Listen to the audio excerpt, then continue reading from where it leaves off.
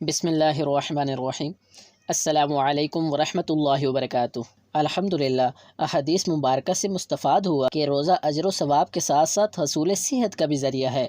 اب تو سیاستدان بھی اپنی تحقیقات میں اس حقیقت کو تسلیم کرنے لگے ہیں، جیسا کہ آکسفورڈ یونیورسٹی کا پروفیسر کہتا ہے، میں اسلامی علوم پڑھ رہا تھا، جب روزوں کے بارے میں پڑھا تو اچھل پڑا کہ اسلام نے اپنے ماننے والوں کو کیسا عظیم و شان نسخہ دیا ہے۔ مجھے بھی شوق ہوا، لہٰذا میں نے مسلمانوں کی طرز پر روزے رکھنے شروع کر دیے۔ عرصہ دراز سے میرے معدے پر ورم تھا، کچھ ہی دنوں کے بعد مجھے تکلیف میں کمی محسوس ہوئی۔ میں روزے رکھتا رہا، یہاں تک کہ ایک مہینے میں میرا مرض بالکل ختم ہو گیا۔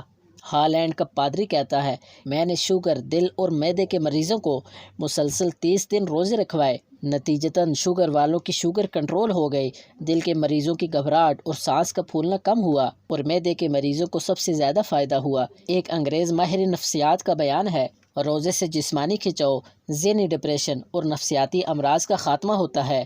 ایک اخباری رپورٹ کے مطابق جرمنی، انگلینڈ اور امریکہ کے ماہر ڈاکٹروں کی تحقیقاتی ٹیم رمضان المبارک میں پاکستان آئی اور انہوں نے باب المدینہ کراچی، مرکز الاولیاء لاہور اور دیار محدث اعظم سردار آباد فیصل آباد پنجاب پاکستان کا انتخاب کیا۔ جائزے کے بعد انہوں نے یہ رپورٹ پیش کی، چونکہ مسلمان نماز پڑھتے اور رمضان المبارک میں اس کی زیادہ پابندی کرتے ہیں، اس لیے وضو کرنے سے ناک، کان اور گلے کے امراض میں کمی واقع ہو جاتی ہے۔ نیز مسلمان روزے کے باعث کم کھاتے ہیں، لہٰذا معدے، جگر، دل اور اعصاب یعنی پٹھوں کے امراض میں کم مبتلا ہوتے ہیں۔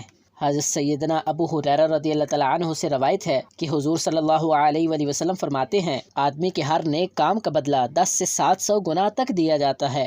اللہ عز و جل نے فرمایا، الا الصوم فانہ لی وانا اجزی بہ، یعنی سوائے روزے کے کہ روزہ میرے لیے ہے اور اس کی جزا میں خود دوں گا۔ اللہ عز و جل کا مزید ارشاد ہے، بندہ اپنی خواہش اور کھانے کو صرف میری وجہ سے ترک کرتا ہے۔ روزہ دار کے لیے 2 خوشیاں ہیں، ایک افطار کے وقت اور ایک اپنے رب عز و جل سے ملاقات کے وقت۔ روزہ دار کے منہ کی بو اللہ عز و جل کے نزدیک مشک سے زیادہ پاکیزہ ہے۔ مزید ارشاد ہے، روزہ ڈھال ہے اور جب کسی کے روزے کا دن ہو تو نہ وہ بیہودہ بکے اور نہ ہی چیخے، پھر اگر کوئی اور شخص اس سے گالم گلوچ کرے یا لڑنے پر آمادہ ہو تو کہہ دے کہ میں روزہ دار ہوں۔ پیارے دوستوں، اگر آپ کو یہ میری ویڈیو پسند آئی ہے تو میرے چینل کو ضرور سبسکرائب کریں۔ اللہ تعالیٰ آپ کو اپنے حفظ و امان میں رکھے۔ ملتے ہیں نیکسٹ ویڈیو میں، تب تک کے لیے اللہ حافظ۔